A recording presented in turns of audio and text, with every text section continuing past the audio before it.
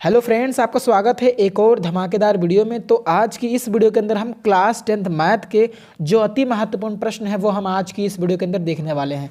आप लोगों की बोर्ड एग्जाम की जो परीक्षा है मैथ की वो 21 फरवरी को होने वाली है। आज का ये वीडियो बोर्ड एग्जाम की दृष्टि से काफ़ी ज़्यादा महत्वपूर्ण होने वाला है। आज की इस वीडियो में हम उन्हीं प्रश्नों को देखने वाले हैं जो बोर्ड एग्जाम की दृष्टि से काफ़ी ज़्यादा महत्वपूर्ण है। आप इस वीडियो को लास्ट तक ज़रूर देखें। तो चलिए सीधे हम इस वीडियो को स्टार्ट करते हैं और एक एक करके सभी अति महत्वपूर्ण प्रश्नों को देखते हैं। तो पहला प्रश्न आपकी स्क्रीन पर यह है कि सिद्ध कीजिए कि कोट ए माइनस का कोस ए बटा कोट ए प्लस का कोस ए बराबर कोस ए माइनस 1 बटा कोसेक ए माइनस 1 बटा कोसेक ए प्लस 1। ये हमको जो है वो प्रूफ करना है। तो ये मेरा पहला क्वेश्चन है। तो अब देखते हैं कि इस क्वेश्चन को हम कैसे सॉल्व करेंगे। ये क्वेश्चन बोर्ड एग्जाम की दृष्टि से काफ़ी ज़्यादा महत्वपूर्ण है, तो आप इस क्वेश्चन को तैयार कर लेना। तो चलिए देखते हैं हम इसको कैसे सॉल्व करेंगे। तो ये मेरा बायां पक्ष है यानी लेफ्ट हैंड साइड है और ये मेरा दायां पक्ष है यानी राइट हैंड साइड है। तो अब आपको चाहे ये वाला पक्ष ले लीजिए, अगर आप लेफ्ट हैंड साइड लेते हैं यानी बायां पक्ष लेते हैं तो आपको इधर दायां पक्ष लाना पड़ेगा, और अगर आप ये वाला पक्ष लेते हैं यानी दायां पक्ष तो आपको बायां पक्ष लाना पड़ेगा। तो एक साइड को आपको लेना है और दूसरी साइड आपको लाना है। यानी अगर आप लेफ्ट हैंड साइड लेते हैं LHS लेते हैं तो आपको RHS लाना पड़ेगा, और यदि आप RHS लेते हैं तो आपको LHS लाना पड़ेगा। तो हम किसी एक साइड को ले लेते हैं और दूसरी साइड को हमको जो है वो लाना है। तो लिखते हैं बायां पक्ष लेने पर। चलिए इसको अब हम कर लेते हैं सॉल्व। तो यही नियम होता है, आपको कोई एक साइड यानी कोई एक पक्ष लेकर सॉल्व करना होता है इस तरीके के प्रश्नों को। तो लिखते हैं बायां पक्ष लेने पर, बायां पक्ष लेने पर। तो बायां पक्ष हमारा क्या है, कोट ए ऋण कॉस ए बटे कोट ए प्लस का कॉस ए। यानी मुझे इससे अब इसको लाना पड़ेगा। अगर हम इससे ये ले आएंगे तो ये हमारा प्रश्न जो है वो सॉल्व हो जाएगा। तो चलिए देखते हैं अब इसको कैसे सॉल्व करेंगे। तो आप देख रहे हैं यहाँ पर कोट ए है और यहाँ पर भी कोट ए है, यानी हम कोट ए में कुछ कर सकते हैं। क्या कर सकते हैं, देखिए कोट ए का फार्मूला आपको पता होगा कि ये होता है कॉस ए बटा साइन ए। ये होता है कोट ए का फार्मूला। तो मैंने यहाँ पे क्या किया, कोट ए का फार्मूला रख दिया और बाकी सेम वाली चीज़ को ऐसे ही लिख लिया। तो आपको भी ऐसे ही सेम वाली चीज़ को लिख लेना है। और यहाँ पर भी हम क्या कर रहे हैं, कोट ए को बदल रहे हैं जिससे थोड़ा सॉल्व हो जाता है। कोट ए का फार्मूला ही होता है कॉस ए बटे साइन ए, और धन कॉस ए में तो हमने कुछ किया नहीं है तो उसको आपको ऐसे ही लिख लेना है। तो बस अब क्या करना है, ऊपर भी एक भिन्न बन रही है और नीचे भी एक भिन्न ही बन रही है। तो अब दोनों भिन्नों को हम क्या कर लेते हैं, सॉल्व कर लेते हैं। चलिए देखते हैं कैसे सॉल्व करेंगे। इसके भी बटे में एक मान लीजिए और इसके भी बटे में एक मान लीजिए। तो सबसे पहले हम ऊपर वाली भिन्न को सॉल्व करते हैं, हल करते हैं। देख लीजिए यहाँ पे साइन ए है और यहाँ पे एक है। तो भिन्न हल करने का नियम यही होता है कि सबसे पहले हम लघुत्तम लेते हैं। तो साइन ए और एक का लघुत्तम कितना हो जाएगा, साइन ए ही हो जाएगा। अभी हम ऊपर वाली भिन्न को हल कर रहे हैं, ये वाली। तो देखिए अब इसको ऐसे गुणा करेंगे, इसको ऐसे गुणा करेंगे तो ये क्या हो जाएगा, एक को कॉस ए से गुणा करेंगे तो कॉस ए हो जाएगा। और बाकी हम क्या करेंगे, इस साइन ए को माइनस लगा देंगे और साइन ए को कॉस ए से गुणा कर देंगे। तो हमने क्या किया, पहले ऊपर वाली भिन्न को जो है वो सॉल्व किया है। और अब हम सॉल्व करते हैं नीचे वाली भिन्न को। तो खूब बड़ा सा लगाते हैं ये। अब इसको सॉल्व कर लेते हैं। बटा हमने लगाया, अब इसको ये भिन्न बन रही है ना, कॉस ए बटा साइन ए धन कॉस ए। अब इसको सॉल्व कर लीजिए तो वही चीज़ साइन ए और एक का लघुत्तम होगा, वही साइन ए हो जाएगा कि नहीं हो जाएगा। अब देखिए वही करना है, एक को यहाँ से गुणा करना है, साइन ए को यहाँ से गुणा करना है। तो ये वही चीज़ हो जाएगी, कॉस ए धन sign A into cos A. तो ये मेरा बन जाएगा इस तरीके से। और आप एक चीज़ देख रहे होंगे कि यहाँ से साइन ए से साइन ए जो है वो कट गया। तो क्या बचा, जो बचा उसको अब लिख लेना है। तो यहाँ पे बचा कॉस ए ऋण sign A into cos A, ये मेरा बचा। और क्या बचा, और मेरा ये बचा कॉस ए धन sign A into cos A. अब देखिए ये मेरा बच गया। तो ये इतना हमने जो है वो सॉल्व कर दिया। अब इसको थोड़ा सा सॉल्व कर लेना है। आप देख रहे होंगे कि यहाँ पर भी कॉस ए है, यहाँ पर भी कॉस ए है, यहाँ पर भी कॉस ए है, यहाँ पर भी कॉस ए है। अर्थात ऊपर कॉस ए कॉमन आ रहा है और नीचे भी कॉस ए कॉमन आ रहा है। ले लीजिए तो यहाँ पर एक बचेगा और धन यहाँ पे ऋण, यहाँ पे साइन ए बचेगा क्योंकि कॉस ए बाहर निकल गया है। अब यहाँ भी कॉस ए कॉमन आ रहा है तो ले लीजिए कॉमन, कॉस ए, तो यहाँ पे बचा 1 प्लस लगा तो प्लस लगाइए, कॉस ए निकल गया तो क्या बचा यहाँ पे साइन ए बचा, तो ये मेरा हो गया। तो ये कॉस ए से ये कॉस ए जो है वो कैंसिल हो गया। क्या क्या बचा, अब इसको यहाँ पर हम लिख लेते हैं। चलिए, यानी हमारा क्या क्या बचा, वो मेरा बचा 1 बटा साइन ए बटे 1 माइनस साइन ए बटे 1 प्लस साइन ए, ये मेरा बचा। यानी जो मेरा था कोट ए ऋण कॉस ए, कोट ए ऋण कॉस ए बटा कोट ए धन कॉस ए से हमने यहाँ तक सॉल्व कर दिया। हमें लाना कितना है, हमें यहाँ पे लाना है, देख लीजिए यहाँ पे हमें क्या लाना है, यहाँ पे हमें लाना है कॉसेक ए, लेकिन ये यहाँ पे क्या है साइन ए के रूप में है। तो अब क्या करना है, हमको यहाँ पे कॉसेक के रूप में लाना है। तो आपको पता होगा कि साइन को हम कॉस में कन्वर्ट कर सकते हैं, चूँकि आपको पता है एक फार्मूला, चूँकि जो साइन ए होता है, साइन ए वो क्या होता है कॉसेक ए का उल्टा होता है, आपको पता होगा। अब बस यही प्रॉपर्टी यहाँ पे लगा देनी है और क्वेश्चन जो है वो आसानी से लग जाएगा। चलिए देखते हैं इसको कैसे सॉल्व करेंगे। आपको पता होगा कि साइन ए किसके बराबर होता है, 1 बटा कॉसेक ए के बराबर होता है। तो बस यही चीज़ यहाँ पर रख दीजिए।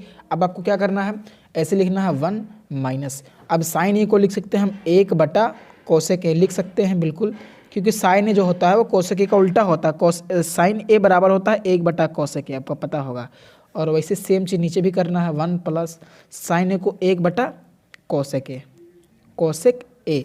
अब वही काम करना है जो आपने इधर किया था पीछे। अब यहाँ पर भी भिन्न बन रही है, ऊपर ये एक पूरी भिन्न बन रही है, नीचे ये एक पूरी भिन्न बन रही है। अब क्या करना है, इसी भिन्न को जो है वो हल कर लेना है। चलिए हल कर लेते हैं। तो 1 और कॉसेक ए का लघुत्तम कितना हो जाएगा, कॉसेक ए हो जाएगा कि नहीं, हो जाएगा कॉसेक ए। अब कॉसेक ए को ऐसे गुणा करिए 1 से, तो कॉसेक ए ही हो जाएगा, और एक ऋण लगा तो ऋण लगाया, और एक को ऐसे गुणा किया तो ये हो गया। तो ऊपर की भिन्न सॉल्व हो गई।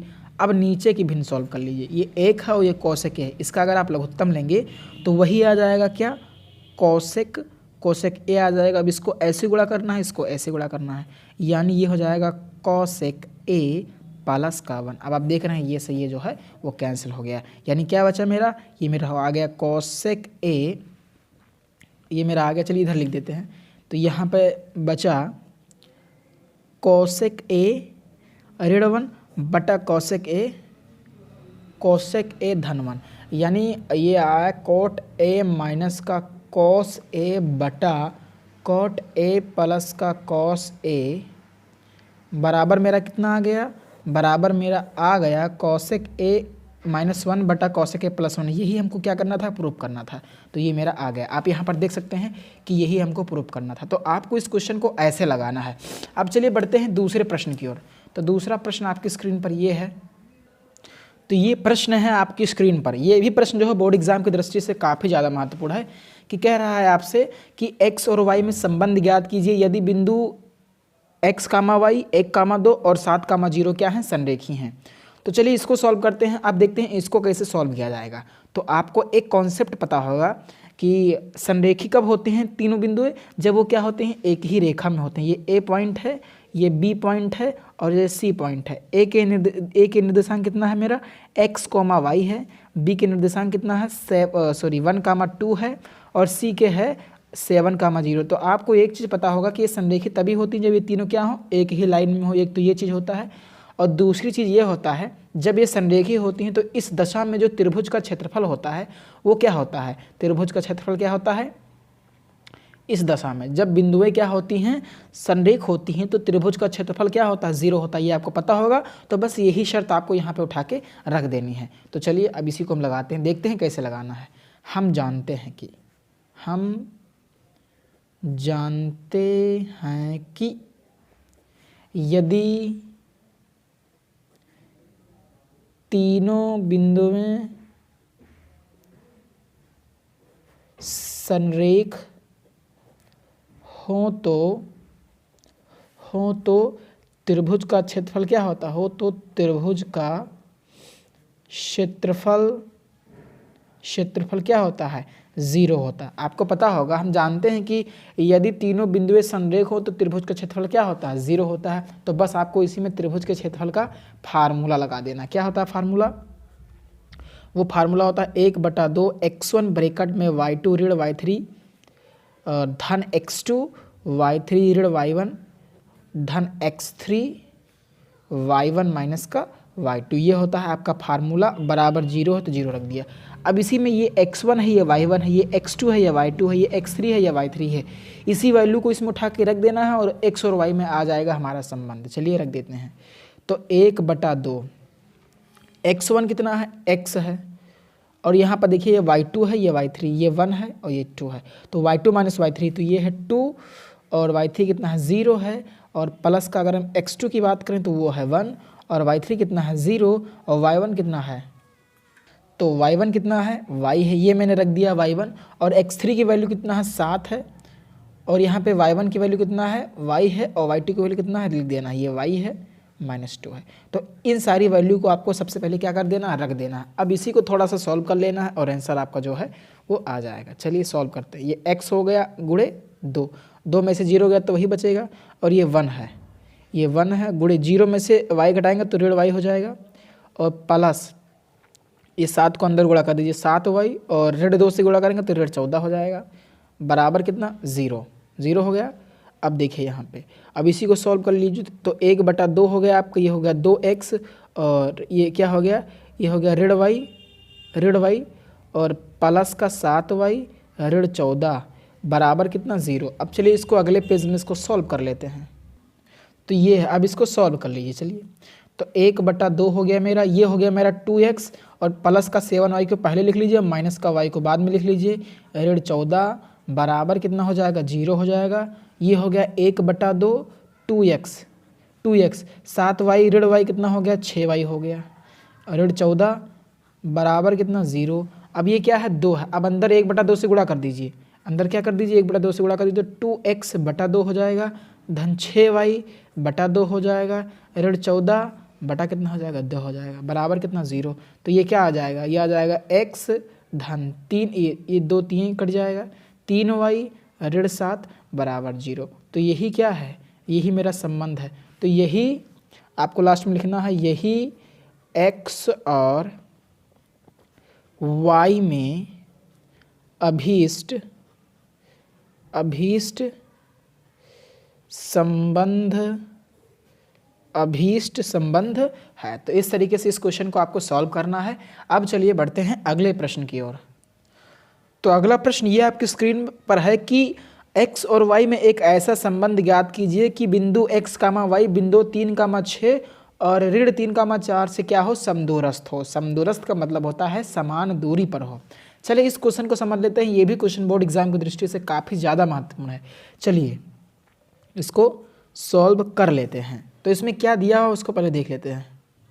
तो क्वेश्चन में यही कह रहा है कि ये एक बिंदु है x, y, तो हमने इसे P मान लिया। बिंदु x, y यानी P जो है हमने मान लिया है बिंदु 3, 6 और ऋण 3, 4 से समदूरस्थ है, यानी समान दूरी पर है। यानी जो P है वो बिंदु A से भी समान दूरी पर है, और मतलब P बिंदु A से जितना दूर है उतना ही दूर क्या है B से है। यानी अगर बिंदु P A से अगर 6 मीटर दूर है, यानी 6 मीटर पर है, तो यानी B से भी कितना दूरी पर होगा, वो 6 मीटर की दूरी पर होगा। तो कहने का मतलब यही है कि यहाँ से लेकर यहाँ तक की जो दूरी है वो यहाँ से लेकर यहाँ तक की दूरी के क्या है, बराबर है। मतलब P की A से जो दूरी है वही P के B से दूरी, यानी यही कह रहा है सवाल में कि बिंदु जो है x, y बिंदु 3, 6 और ऋण 3, 4 से 3, 4 से क्या है, समदूरस्थ यानी समान दूरी पर है। यानी जितना यहाँ की दूरी होगी P से लेकर A तक के बीच की दूरी, उतना ही यहाँ की दूरी होगी। तो दिया है, लिखते हैं, दिया है, क्या दिया है, दिया है बिंदु क्या x, y बिंदु x, y कॉमा लगाइए, बिंदुओं 3, 6 और ऋण 3, 4 से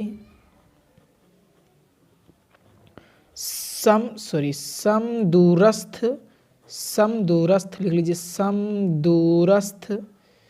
समदूरस्थ है, क्योंकि दिया है बिंदु ये क्या है, समदूरस्थ है। तो इसलिए क्या होगा, इसलिए क्योंकि ये इस जितनी दूरी पर ये है इससे उतनी दूरी पर ये भी उससे दूरी पर, इसलिए क्या होगा, PA के बीच की जो दूरी होगी वो किसके बराबर होगी, यानी यहाँ से लेकर यहाँ तक की जो दूरी होगी, यहाँ से लेकर यहाँ तक की दूरी के बराबर होगी कि नहीं होगी, क्योंकि दोनों जो हैं ये भी इससे उतनी दूरी पर स्थित जितना कि ये, तो इसलिए पी ए के बीच की दूरी यानी यहाँ से लेकर यहाँ तक की जो दूरी होगी वो यहाँ से लेकर यहाँ तक की दूरी की क्या होगी, बराबर होगी पी बी के बीच की दूरी बराबर होगी कि नहीं होगी। क्यों होगी, क्योंकि ये दोनों क्या है, समान दूरी पर हैं, तो यहाँ से जितनी दूर ये होगा वहाँ यहाँ से इतनी ही दूरी पर ये होगा। तो ये शर्त आपको लगा देनी है कि पी ए के बीच की दूरी बराबर किसकी हो जाएगी, पी बी के बीच की दूरी। क्यों, क्योंकि ये समदूरस्थ हैं। तो बस आपको इसमें एक छोटा सा फार्मूला लगा देना है, इसमें दो बिंदुओं के बीच का आप सूत्र लगा देना है। तो यहाँ देखिए, तो ये अगर हम यहाँ से पी ए के बीच की दूरी निकालना चाहें तो कैसे निकालेंगे, तो देखिए ये पी ए है, ये क्या है, पी ए है, तो ये क्या है, मेरा x1 है, ये मेरा क्या है, ये मेरा क्या है, y1 है, ये मेरा क्या है, x2 है, और ये मेरा क्या है, y2 है। अगर हम पी ए के बीच की दूरी निकालेंगे तो कैसे निकलेगा, देखिए ये रूट, आपको इसे रूट लगाना है। x1 क्या है, यहाँ पे x है, ऐसे लिखा हमने, और x2 क्या है, यहाँ पे 3 है, तो x - 3 का होल वर्ग हो गया, धन y1 कितना है, मेरा y है, और माइनस का y2 कितना है, तो 6 है। तो ये हो गया पी ए के बीच की दूरी, ये पी ए के बीच की दूरी हमने निकाल ली।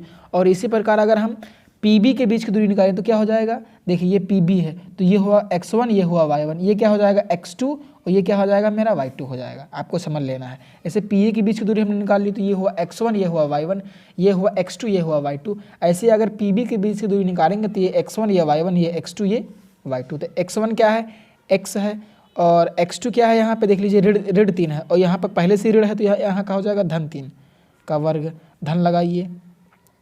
और y1 कितना है, ये y1 y है, तो y लिख लिया हमने, और y2 कितना है, ऋण 4 है। तो इस तरीके से आपको जो है इसको सॉल्व कर लेना है। और अगर आपको ऐसा नहीं समझ में आया हो तो मैं दिखा दे रहा हूँ, पी ए के बीच की दूरी निकालना है आपको, तो पी पॉइंट कितना है और ए पॉइंट कितना, देखिए ये पी ए है, तो पी पॉइंट मेरा कितना था, x, y था, x, y था, और ए पॉइंट मेरा कितना था, 3, 6 था, अगर पी ए के बीच की दूरी निकालें। और वहीं पी बी की बात करें हम, पी बी की, तो ये भी x, y था, और b का मान कितना था, ऋण 3, 4 था। तो इसके लिए ये हो जाएगा x1, ये हो जाएगा y1, ये हो जाएगा x2, ये हो जाएगा y2, ये हो जाएगा x1, ये हो जाएगा y1, और ये हो जाएगा x2, ये हो जाएगा y2। तो इस तरीके से आपको समझ लेना है कि पी ए के बीच की दूरी निकाली तो ये मेरा हो गया, और पी बी के बीच की दूरी मेरी ये हो जाएगी। तो ये x1, ये y1, ये x2, ये y2, इस तरीके से आपको समझ लेना है। बस अब इसी को सॉल्व कर लेना है।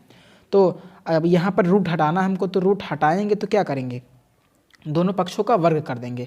तो दोनों पक्षों का वर्ग कर दीजिए तो ये रूट हट जाएगा। चलिए लिखते हैं, दोनों पक्षों का वर्ग करने पर, तो ये अब इसको आपको दोनों पक्षों का क्या कर देना है, वर्ग कर देना, जिससे ये वर्गमूल जो है वो कट जाए। तो ये वर्ग और वर्गमूल जो है वो कैंसिल हो जाएगा। तो मेरा सिंपली क्या बचेगा यहाँ पे, x ऋण 3 का होल वर्ग धन y ऋण 6 का होल वर्ग बराबर कितना, x धन 3 का होल वर्ग धन y ऋण 4 का होल वर्ग। तो ये मेरा बचा। अब इसी चीज़ को हम इधर सॉल्व कर लेते हैं। चलिए इधर इसको उतार लेते हैं सिंपली। तो ये मेरा क्या बचा यहाँ पे, तो अब इसका ब्रैकेट खोल देना है। ये यहाँ पर a - b का फार्मूला लगा देना है, और यहाँ पर a + b का फार्मूला। आपको फार्मूला पता होगा, आपने 9th क्लास में पढ़ रखा है। चलिए इसको लगाते हैं। तो आपको ये फार्मूला याद रखना, चूँकि a - b का होल स्क्वायर बराबर क्या होता है, a² + b² माइनस का 2ab होता है, और a + b का होल स्क्वायर क्या होता है, वो होता है a वर्ग धन b वर्ग धन कितना होता है, 2ab होता है। तो यही सिंपली यही फार्मूला को आपको यहाँ पे अप्लाई कर देना, यानी लगा देना। इसलिए देखिए क्या हो जाएगा, x² हो जाएगा धन 3 का स्क्वायर हो जाएगा माइनस का 2ab, ये x हो गया, ये 3 हो गया, ये मैंने इसमें लगा दिया, धन लगाइए। ये हो जाएगा y का वर्ग धन ये हो जाएगा 6 का वर्ग माइनस का 2, a का मान y है और b का मान कितना है, 6 है। आपको ये आना चाहिए। अब इसको आगे सॉल्व कर लेते हैं। तो ये इतना ब्रैकेट मेरा खुल गया। अब इधर वाला खोल लीजिए। तो ये हो जाएगा x वर्ग और धन 3 का वर्ग यानी a² धन b² धन 2, a का मान x है और b का मान कितना है, 3 है। ये हो जाएगा 2ab प्लस लगाइए, ये a है ये b है यानी a² यानी y का स्क्वायर धन b² यानी 4 का स्क्वायर माइनस का 2, a का मान कितना है यहाँ पे y है और b का मान कितना है यहाँ पे 4 है। तो बस रख दीजिए। तो ये हो गया। अब इसी को थोड़ा सा सॉल्व कर लेना है और आंसर हमारा आ जाएगा। तो हो जाएगा x वर्ग धन 3 त्रिका 9 ऋण 2 तियाँ 6x धन ये y वर्ग जैसा वैसा ही और 6 का वर्ग कितना हो गया, 36 हो गया और माइनस का 6 दूनी 12y। हो गया कि नहीं? हो गया। चलिए इसको देख लीजिए, ये हो जाएगा x वर्ग और धन 3 त्रिका 9 प्लस लगाइए 2 तिहाई 6x हो गया। और फिर जो जो बचा उसको लिख लीजिए, धन लगाइए, ये y वर्ग बचा और धन 4 चौके 16 और ऋण कितना 4 दूनी 8y हो गया। चलिए अब इसको सॉल्व कर लीजिए, तो ये हो जाएगा x वर्ग। अब y वर्ग को पहले लिख लीजिए, धन y वर्ग और यहाँ पर देखिए ये ऋण 6x है और माइनस का 12y मैंने लिख लिया। और देखिए प्लस का 9 है और प्लस का 36 कितना हो गया? 9 6 15 यानी 45 हो गया। ये हो गया, यानी इधर वाली चीज़ को हमने हल कर लिया। अब इधर वाली चीज़ को थोड़ा सा सिंपल कर लीजिए, तो x वर्ग को पहले लिख लीजिए और धन y वर्ग को भी पहले लिख लीजिए। ये x वाला लिख लिया, फिर y वाला लिख लिया और फिर धन लिखिए x इसको लिख लीजिए और माइनस का 8y को हमने लिख लिया। अब देखिए क्या क्या बचा, ये 16 बचा, ये 9 बचा, तो 16 और 9 कितना हो गया मेरा? 16 और 9 कितना हो गया? 25 हो गया। 16 9 कितना हो गया? 25 हो गया। अब इस सभी चीज़ों को इस साइड में लाइए, जितने भी लोग हैं सबको उठा कर इधर ले आइए बस। चलिए ये x वर्ग है, ये प्लस का x वर्ग है, इधर आएगा तो माइनस का x वर्ग हो जाएगा। धन ये y वर्ग है, अभी इधर आएगा तो माइनस का y वर्ग हो जाएगा। और ये ऋण 6x है, इधर आएगा ये धन 6x, इधर आएगा तो ऋण 6x हो जाएगा। ठीक, और ये माइनस का 12y है और इधर माइनस का 8y इधर आएगा तो प्लस का 8y हो जाएगा, माइनस आता है तो प्लस हो जाता है। और धन ये 45 है और इधर प्लस का 25 आएगा, इधर का माइनस का 25 हो जाएगा और इधर क्या बचेगा? कुछ नहीं, यानी 0।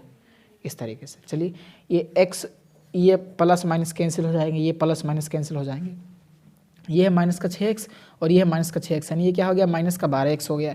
ये है माइनस का 12y और प्लस का 8, तो माइनस 12 में प्लस 8 जोड़ेंगे तो कितना बचेगा?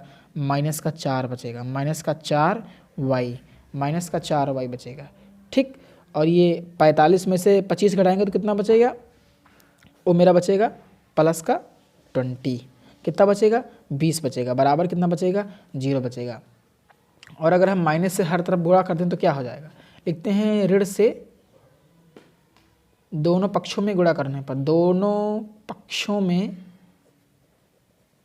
गुणा करने पर, तो दोनों पक्षों में अगर गुणा कर देंगे तो ऋण वाला धन हो जाएगा, ये 12x धन ये 4y और माइनस का ये कितना हो जाएगा? 20 बराबर कितना हो जाएगा? 0, क्योंकि माइनस से गुणा कर दिया।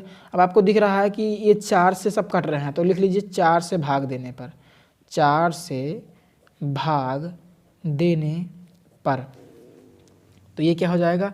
ये 12x बटे 4 हो जाएगा, धन ये 4y बटे 4 हो जाएगा और 20 बटा 4 हो जाएगा बराबर 0। तो ये क्या हो जाएगा? ये 4 3 कट जाएगा और 4 से 4 उड़ गया, 4 पंचे हो गया, तो ये हो जाएगा 3x धन y माइनस का 5 बराबर 0। तो यही x और y में क्या है? संबंध है। तो आपको भाषा लिखना है, यही x और y में अभीष्ट संबंध है, यही x और y में अभीष्ट संबंध है। और चौथा प्रश्न आपकी स्क्रीन पर यह है कि y का वह मान ज्ञात करिए जिसके लिए बिंदुओं P 2, -3 और Q 10, y के बीच की दूरी जो है वो 10 मात्रा का। चलिए इसको सॉल्व करते हैं और देखते हैं कैसे लगेगा। बहुत ही ज़्यादा महत्वपूर्ण प्रश्न है बोर्ड एग्जाम की दृष्टि से, तो इसको भी हम सॉल्व करते हैं। काफ़ी ज़्यादा महत्वपूर्ण है, ये सीधे क्वेश्चन पूछता है बोर्ड एग्जाम में इस तरीके से। तो चलिए इसको हम सॉल्व करते हैं, यानी हल। तो हमें 2 बिंदु दिया है, एक बिंदु दिया है P और एक बिंदु दिया है Q। हमें 2 बिंदु दिया है, पहले लिख लेते हैं। ये 2 बिंदु कौन कौन से हैं? एक का निर्देशांक 2, -3 है और एक का निर्देशांक 10, y है। तो हमें 2 बिंदु दिया है, तो अगर हम आपसे कहें कि 2 बिंदु के बीच की दूरी निकालें तो कैसे निकालेंगे? तो हम जानते हैं कि 2 बिंदु अगर हम निकालें, हम ये निकालें, दिया है, जो दिया है उसको छोड़िए, ये दिया, ये है दिया है P 2, -3 और Q 10, y के बीच की दूरी 10 मात्रक है। ठीक है, वो तो ये तो वो कह रहे हैं, लेकिन अगर आपको निकालना होता 2 बिंदुओं के बीच की दूरी तो आप कैसे निकालते? अगर आपको कहा जाता कि इनके बीच के आपको 2 पॉइंट दिए हैं और कहता कि आपको इनके बीच की दूरी निकालिए, तो कैसे निकालते हैं? अगर हम निकालते हैं, चूंकि हम जानते हैं कि PQ के बीच की दूरी अगर निकालना होता, हम जानते हैं कि अगर पी क्यू के बीच की अगर दूरी निकालते तो किस फार्मूला से निकालते, इस सूत्र से निकालते। किस सूत्र से, x1 ऋण x2 का होल स्क्वायर धन y1 माइनस का y2 का होल स्क्वायर। हम जानते हैं कि पी क्यू के बीच की दूरी अगर हमको निकालना होता, या आप इसको नहीं भी लिखेंगे तब भी ऐसे चल जाएगा काम, आपको लिखना है इसलिए, आपको लिखना है यहाँ पे इसलिए, ये हमको दिया इसलिए अगर हम पी क्यू के बीच की दूरी निकालें तो कैसे निकलेगा, इस फार्मूले से। आपने फार्मूला पता होगा कि दो बिंदुओं के बीच की दूरी क्या होती है, दो बिंदुओं के बीच की दूरी अगर निकालना हो तो ये हम फार्मूला लगाते हैं। क्या लगाते हैं, ये फार्मूला। तो आप ये फार्मूला लगाते हैं, ठीक, यही लगाते हैं। और x1 का मान ये है, y1 का मान ये है, x2 का मान ये है, y2 का मान ये है, ये रख दीजिए यहाँ पे। तो x1 का मान 2 है, x2 का मान 10 है का वर्ग धन y1 का मान ऋण 3 है और y2 का मान कितना है, y है। तो अगर आपसे कहा जाए तो आप इसी तरीके से निकालेंगे दो बिंदुओं के बीच की दूरी। और हमको एक चीज़ दिया है कि पी क्यू के बीच की दूरी कितना है, 10 मात्रक है। कितना है, 10 मात्रक। तो बस आपको यही करना है, अब यहाँ पे 10 रख देना है और बस हमसे यही कह रहा है कि हमें y का मान ज्ञात करना, बस इस y का मान ज्ञात करना। तो अब इसी चीज़ को सॉल्व कर लेना, जैसे कि हमको ये दिया है उसको छोड़िए, उससे कोई मतलब नहीं, हमको दिया था ये चीज़। और अगर हमको इसके बीच की दूरी निकालना होता तो हम सिंपली ही फार्मूला लगाते हैं। तो हमने ये सारी वैल्यू इसमें उठा कर रख दी। अब करना क्या, बस इसी को सॉल्व कर लेना। ये y हमें नहीं पता है ना, तो बस इसी y का मान निकालना है। तो कैसे निकालेंगे, इस वर्गमूल को हटाएंगे और सिंप्लीफाई करेंगे। चलिए तो कैसे हल करेंगे, देखिए रूट लगाइए। 2 में से 10 गया, ऋण 8 का वर्ग धन कितना बचा, ये ऋण 3 माइनस का ऋण y का वर्ग। अब हमें इधर वर्गमूल हटाना है। तो आपको पता होगा कि वर्गमूल तभी हटता है जब दोनों पक्षों में क्या करते हैं, वर्ग करते हैं। तो लिखिए दोनों पक्षों में वर्ग करने पर, दोनों पक्षों में वर्ग करने पर, वर्ग करने पर, तो इधर हो जाएगा 10 का वर्ग और ब्रैकेट लगाएंगे, ये कितना है, ऋण 8 का वर्ग धन ऋण 8 का वर्ग धन ऋण 3 ऋण y का वर्ग। अब देखिए इधर भी वर्ग कर दिया, तो ये वर्ग और वर्गमूल क्या हो जाएंगे, कैंसिल। और 10 का वर्ग कितना हो जाएगा, 100। और यहाँ पे ऋण 8 का वर्ग धन ऋण 3 और ऋण y का होल वर्ग, ऋण 3 और ऋण y का होल वर्ग। तो ये हो जाएगा 100 और ये हो जाएगा 64। अब इसमें a माइनस बी का फार्मूला लगा दीजिए, a माइनस बी का। तो यहाँ पे a का मान कितना है, ऋण 3 है और b का मान कितना है, y है। तो a माइनस बी का फार्मूला क्या होता है, a का स्क्वायर यानी ऋण 3 का स्क्वायर धन b का स्क्वायर यानी y का स्क्वायर माइनस का 2, a का मान कितना है, यहाँ पे ऋण 3 है और b का मान कितना है, y है। तो हमने इसमें क्या किया, a माइनस बी का होल स्क्वायर का फार्मूला लगा दिया है। ठीक, चलिए इसको सॉल्व कर लीजिए। 64 ऋण 3 का वर्ग वही हो जाएगा 9 धन ये y वर्ग हो जाएगा। देखिए ये -2 है, ये -3 है, प्लस का 6 और y है तो y लगा दिया। इसमें हमने a माइनस बी का फार्मूला लगा दिया। यहाँ पे a था ऋण 3 और b था y, केवल y था ना। तो ये a अगर इतना हमने a मान लिया, इतना हमने b मान लिया, तो a माइनस बी का फार्मूला लग जाएगा। वही हमने फार्मूला जो है वो लगा दिया। ये हो गया 100। अब इसको पहले लिख लीजिए, इसको पहले लिख लीजिए। तो कैसे लिखेंगे, ये y वर्ग लिख लिया और धन 6y और धन इस 64 9 कितना हो गया, 9 4 13 यानी 73 बराबर 100 को उधर लिख दिया हमने। y वर्ग को लिखा, 6y को लिखा, इसको आपस में जोड़ दिया। देख लीजिए यही मैंने किया है। अब क्या करना है, इस 100 को इस साइड में ले आइए। तो y वर्ग धन 6y धन 73 और 100 बराबर कितना, 0 हो गया। अब देखिए यहाँ पे ये हो गया y वर्ग धन 6y। अब 73 में से 100 घटाएंगे तो कितना बचेगा आपका, ऋण 27 बचेगा। अब इसी में आपको गुणनखंड विधि जो है वो लगा देनी है। आपको पता है कि ऐसी संख्या हेरों की गुणा करो तो 27 आ जाए और घटा दो तो कितना आ जाए, 6 आ जाए। यही गुणनखंड विधि होती है। तो 9 त्रिक 27 और 9 में से 3 घटाएंगे तो 6 आ जाएगा। यानी हम 6 के जगह पर लिख सकते हैं 9 ऋण 3 y माइनस का 27 बराबर कितना, 0 या y वर्ग धन 9y। अब देखिए ये प्लस का है ना, तो 9y हो गया और 9 को अगर y से गुणा करेंगे तो 9y और ऋण 3 को अगर y से गुणा करेंगे तो ऋण 3y माइनस का 27 बराबर कितना, 0। अब चलिए इसको अगले पेज में सॉल्व कर लेते हैं। तो ये आपका है, चलिए इसको सॉल्व कर लीजिए। यहाँ पे देख लीजिए इतने में y कॉमन आ रहा है तो ले लीजिए, y कॉमन लिया तो यहाँ पे y बचा और धन यहाँ पे 9 बचा। और यहाँ पे देखिए ऋण 3 कॉमन आ रहा है तो ऋण 3 कॉमन लेंगे तो यहाँ पे केवल y बचेगा। और देखिए जो कॉमन लेते हैं उसको सबसे भाग करते हैं। तो ऋण 3y में से अगर यहाँ पे ऋण 3 कॉमन लेंगे तो यहाँ पे क्या बचेगा, केवल y बचेगा।